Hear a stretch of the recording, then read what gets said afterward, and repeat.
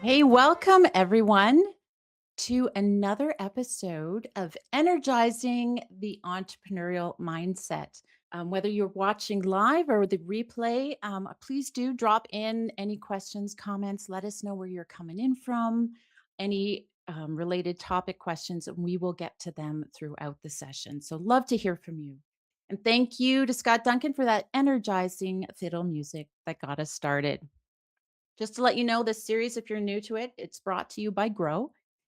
Get Ready with Entrepreneurs at grwe.ca. And this is all about having a real conversation that entrepreneurs don't always get to have. Sometimes it's about decisions, transitions, and a mindset. And all of those things can be challenging when growing a business. And that's what we talk about. And so today's topic is from founder to sales leader, how entrepreneurs delegate without losing revenue. And sales is one of the most personal parts of entrepreneurship. In the early days of your business, you are the business, right? Like you are the sales team, and you're learning by doing, you're figuring it out as you go along, and every win feels deeply connected to you. But as your business grows, sales becomes one of the hardest things to let go of. And that tension is exactly what brings us to today, and we're going to unpack it.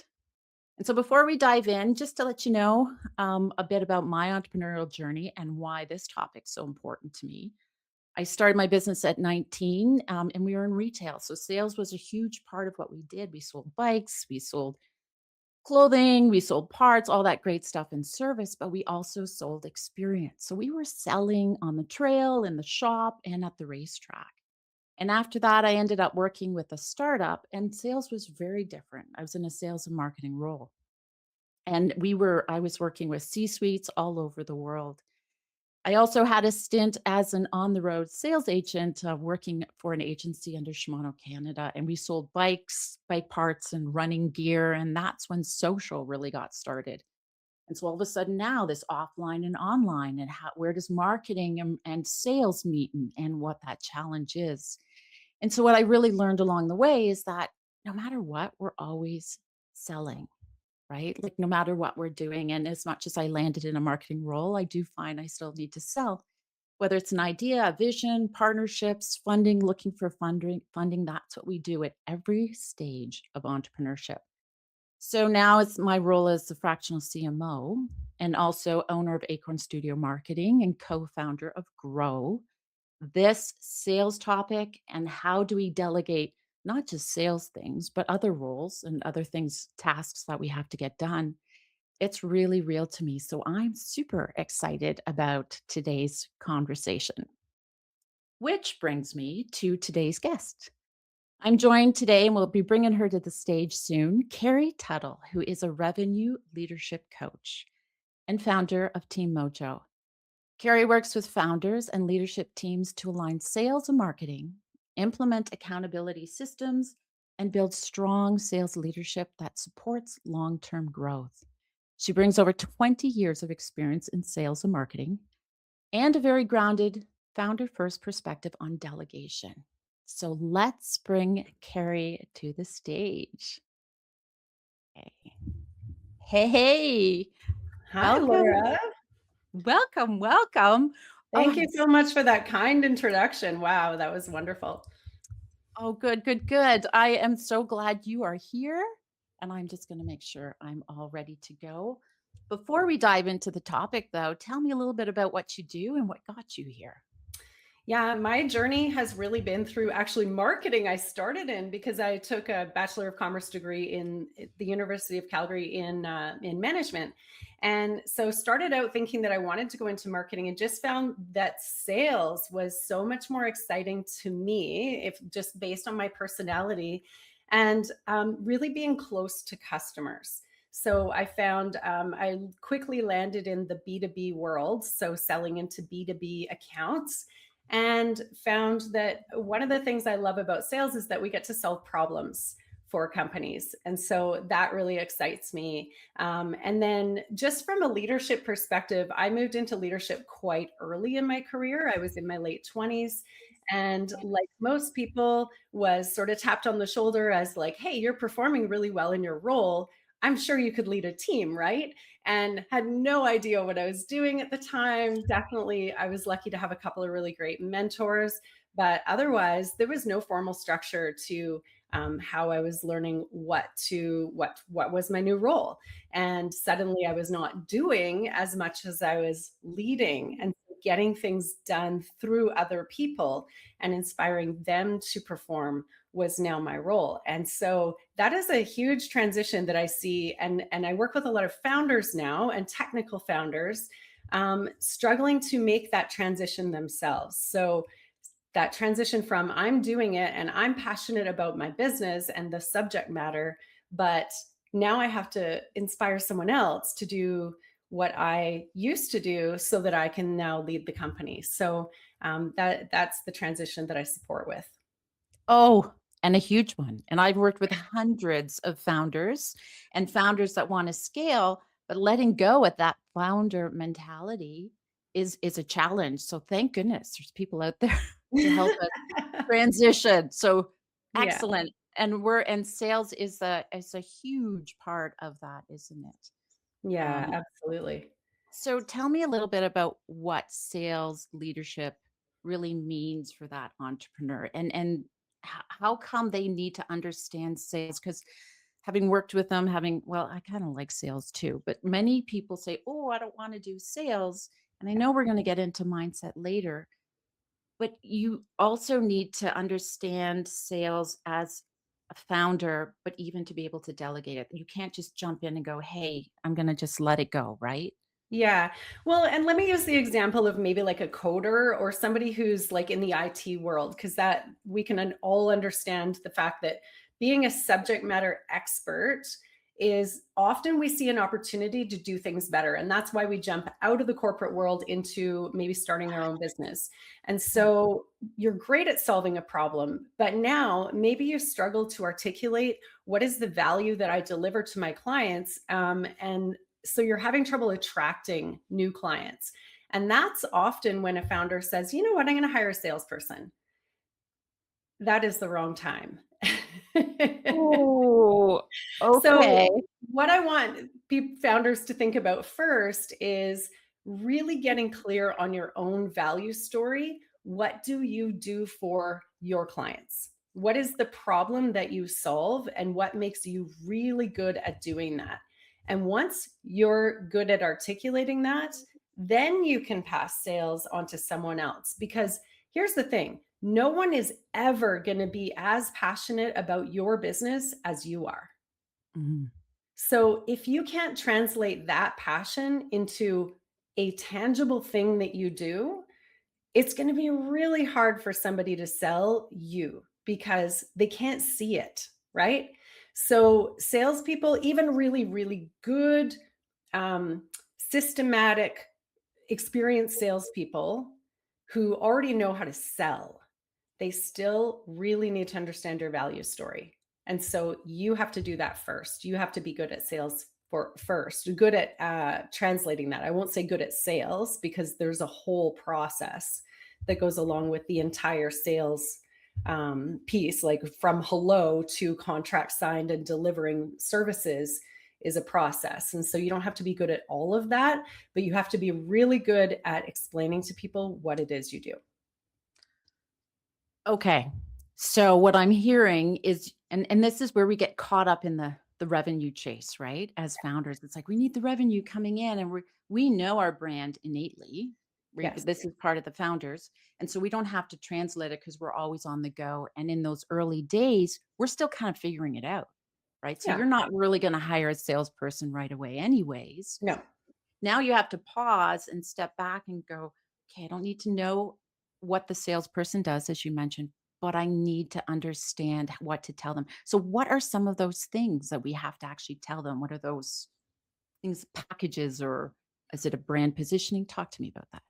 Yeah, definitely. I mean, I think you're bang on when you say it's not that early stage that you should be hiring a salesperson, because the other thing that happens is you hire a really good salesperson, they go out and hit the ground running, and they start finding leads for you and closing those leads, and then suddenly you don't have the operational capacity to deliver on those sales. And so then, right, then you Right. start crumbling and you're like, what is going on? So you need to have the infrastructure in place to be able to deliver on the sales first. And by the time you're at that stage where you have operational capacity and you've probably already started delegating some like admin tasks and operations, then you can start thinking about bringing on a dedicated salesperson because it it also is way more time consuming than you think. So as a founder, we often think that we can do it all. Um, Sales, like finding prospects, I would say takes most salespeople 50% of their time, just finding prospects. Then you have, discovery meetings, demos, perhaps, negotiation of agreements, actually executing the agreements, and then giving all that information to not only operations but accounting, whatever other departments are required. Maybe there's a team that onboards new clients as well. So all of those pieces are only 50% of the job. And people think of that as a lot of sales. Prospecting, finding new banners is about 50% of the job. So, as a founder, if you want to delegate and really delegating any task, you first need to be able to translate what is the outcome you're looking for. To be able to say Mm, good job, what does good look like? wow. Okay, so that gets to the point of, okay, so we've realized we've got our infrastructure in place. We know Mhm. who we are, we know our branding, our positioning, we're all ready to hire someone. Mhm. Managing the expectation, like what does that mean working with them? How do we Yeah. successfully work with a salesperson to get what we need? And what are those key indicators along the way that we're doing a good job? Yeah. So, I mean, back to your question about packages and things like that, I don't think you have to have them locked in before you hire a salesperson because often when somebody's dedicated to that task of going out into the marketplace and talking to prospects, they're Mhm. going to discover some needs or requests that maybe you haven't contemplated before. So it might not be part of your package already. It might be something outside of that, and that's when you have your core services or core products, and then maybe add-on services. Then you can start evaluating and saying, okay, well, does this request in the marketplace match what we can fill? Do we have the capability to do it? Does it even fit in our values? So one of the things I focus on in my program Lead with Engagement is the leader really understanding what are your values, because that is your compass. That tells you, am I on the right track? And helps you to not get derailed by all of the different distractions that we can come across with clients, with staff, with business partners or strategic partners that maybe pull us in many directions. We need to know what are the guardrails, like where do we live? And then we can evaluate every opportunity against that. Ooh. Okay, so it almost sounds well, and this is why they bring you in to make sure that from the beginning we have success, right? And I'm sure you see this, and maybe you can talk to me about some other errors or other challenges that you can help us not to fall down and have to worry about getting up and dealing with. But it's like, how do we make sure that we hire the right person? What's the process? And I never really thought about that. We almost need a consulting, that we go out and consult with a salesperson rather than going and saying, here's what you need to do. And we're not even clear about what we want. Um, so talk to me a little bit more about how do we best hire that salesperson? Like you've said, we've got to go inside and learn about all of those things. What's the nitty gritty?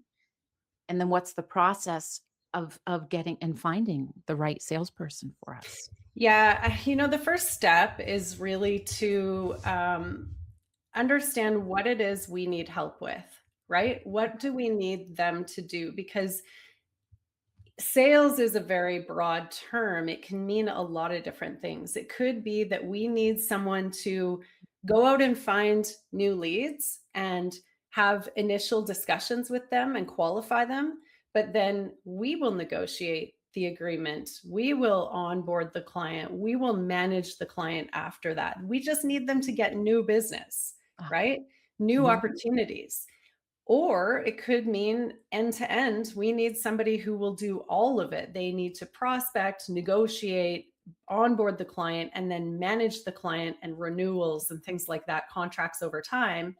So it's more of like a hybrid or dual role. Okay. Um, so those are very different things. You can actually you can delegate just appointment setting, right? And it doesn't have to be a full professional sales function. So it's really important to know what it is you need help with first. And Ooh, really, that translates to any task. Like, if you okay. think of a lot of people, a lot of founders start with delegating administrative tasks or operations tasks. So they'll have somebody maybe managing their calendar, booking travel for them, whatever that is. So it's important to know what is the need first, then identify, okay, what skill sets am I looking for in a human being who can do those things for me? And by the way, it might be like human and technology, right? Right, right. Right? There might be a combination there. And so then we look at aptitudes like cognitive ability. What are the habits they employ? What's the experience? And what kind of results had they had in the past? Because it's not always perfect, but typically past results predicts future behavior. Excellent. Thank you. That makes sense. Okay, so now we've got our salesperson, or we've Mhm. delegated it to multiple. Maybe we've got new technology like a sales and marketing dashboard that work well together that you and I know is so important Yeah. when we work together. When you have your salesperson, what are those steps to making sure that we get the success we want from working with them? Yes. Okay. So this is where founders fall down as well. It's the onboarding phase. And let me ask you a question, Laura. How long do you think it takes to onboard a new salesperson? Ooh, okay. So if everything is clear, I don't know, 2 to 3 months. Is Okay. that Not bad. Okay, so here's what I would say is your onboarding process, you should expect to be 3 months okay? minimum, especially in a B2B selling environment. However, having said that, you will still need to support them for intensely for 6 months. Okay, what does that mean supporting them? Okay. So, and again, it depends on the tasks, but let's say we have an end to end, like up until the point of like signing the client and getting them involved, but not necessarily managing them going forward. So we have the full sales process of hello to contract to delivery. So that process, the onboarding process, we want to start in that first couple of weeks with tell them what they're doing, tell them how we do it or what we do, maybe not always how, but what we do, then show them and then let them do it. So this is a classic model that we always use with teaching. It's tell, show, do, right? So pretty simple. And actually even in between there you could get them to tell you back, to like teach back, right? So then we have, so that's the process. For every new task we're having them do, we tell, show, do. So let's say the example is bring them to networking events. So before you go to the networking event, this is how we can support as founders. You have a chat before. It doesn't have to be long. It doesn't have to be like a big meeting, just 10 minutes. Hey, we're going to this event. Here's our goal, right? And you help them come up with their own goal. Like, here's our goal as a company. Here's my goal. My goal is to meet a strategic partner who I've been wanting to meet, and I know they're attending that meeting or that event. For you, certainly you will need to get to know people in the industry. This is new to you.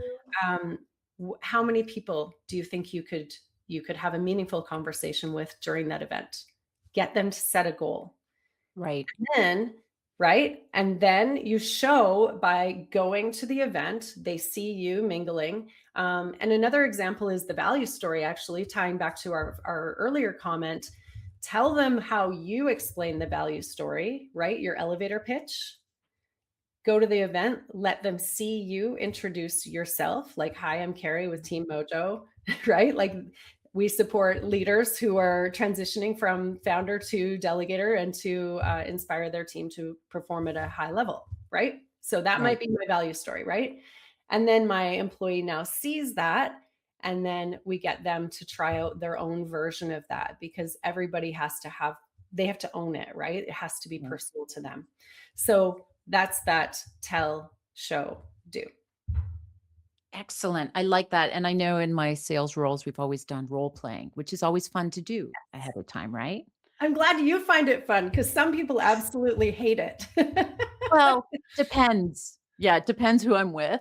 And I think it just takes practice, but it is not my favorite, but if you tell yourself it's fun and the more you do it, the more practice you do, whether it's in role playing or out Yeah, with people, the it's a numbers thing too. It's practice makes perfect. So we shouldn't give up too easily. yeah. And I like that.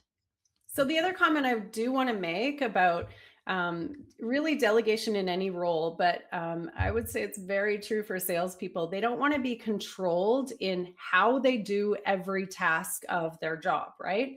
Okay. Tell them what you expect of them. Tell them again, what does good look like, right? By the end of the month, the first month on the job, for example, during onboarding phase, I'd like to see you set 5 appointments, and Oh, then you practice the appointment, you help them prepare, you let them shadow you on an appointment, and then you eventually let go of the reins and let them do it on their own. Maybe not the first month, maybe it's the second or third month, depending on how they're doing and their comfort level.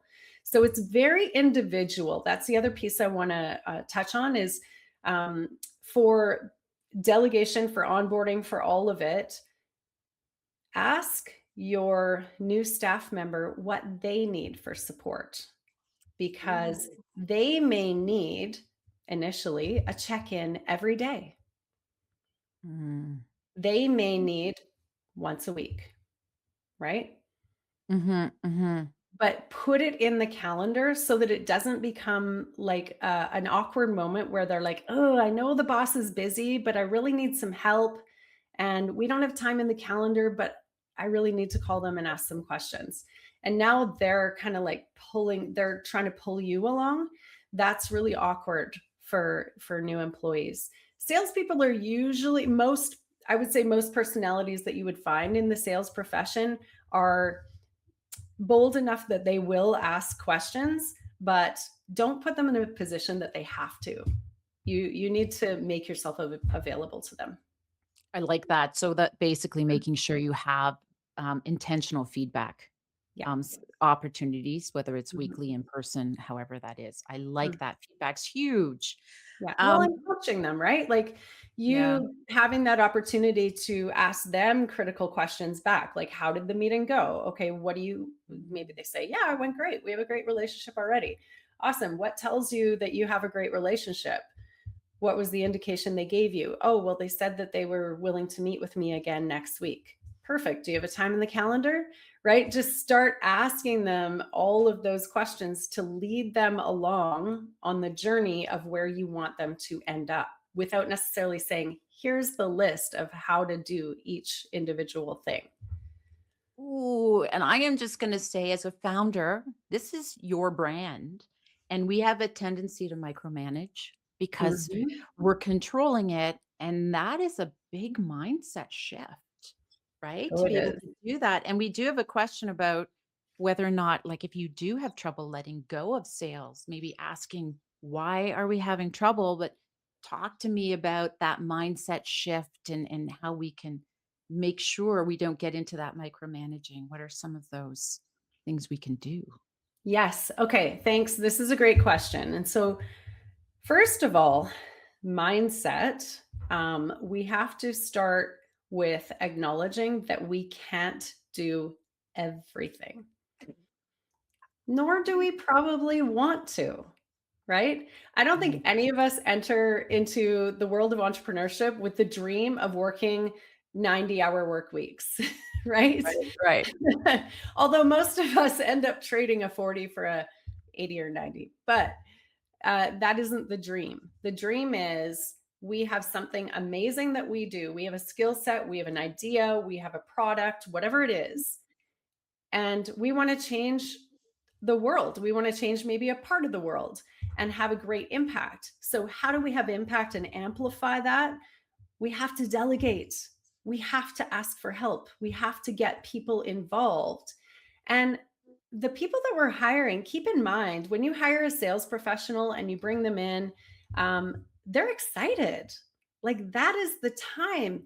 Tell them why you do what you do, why it's important to you. Like tell them everything that's in your heart. And that is Mhm. infectious. They will be like, yes, okay, I love this. As long as their values align with yours, which is also a great interview question. But get somebody who's excited and it'll be easier to let go because you can see that they are um, taking what you said and running with it, right? So that is part of it, right? The mindset is I can't do it all. So I'm going to have to Mhm. trust at some point. And so then the framework is going to help you as well, having a framework for letting go. So actually, I'm going to give you guys a free download. So it's called the Ultimate Delegation Playbook for Purpose Led Leaders. And it gives you 5 steps essentially to defining what do I want to delegate? And then what do I want to see? What's that outcome? And determining how to let go by having a constant feedback loop. So giving feedback and making it okay to tell people, here's what I really like. I love that you did this, right? Give some positive feedback and then here's how I think, things could be tweaked and we can improve on it. So it's a process of letting go, right? Like it's not going to happen overnight. It it does not happen, and we have to put things to make sure we don't get deviated because we can start great, and then all of a sudden, the world and tasks and things change, and we can get off Mhm. track. So making sure we put things in place to make sure we stay on board.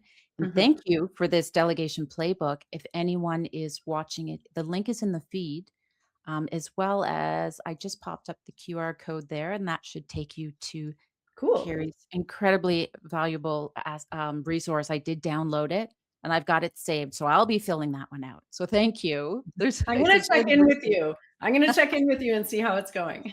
Yes, because as Carrie knows, and we've had many grow sessions together, and so grateful that she's been part of our group, is that accountability piece. Because as entrepreneurs, right, it's a challenge to have it, and so thank you for doing what you do and going in to support founders and being a part of Grow. And we are coming up to time. And I want to thank you, Carrie, for all the insights, for joining me today and sharing with all of our viewers. And for you, the viewer, thank you for coming on board and listening in. And I'm hoping this has you've learned a few things and you're inspired. Yeah. If you want to learn more, head over to grwe.ca about a little bit about the group and how we support entrepreneurs along the way and join our email list to make sure that you come on out for more of these things. And yeah, thank you, Carrie, for the inspiration. Thank you for having me, Yeah. Laura. I appreciate it. All right, everyone. Till next time, head on out there, be intentional with everything you do in the world of entrepreneurship, and keep energizing that spirit. We'll see you next time.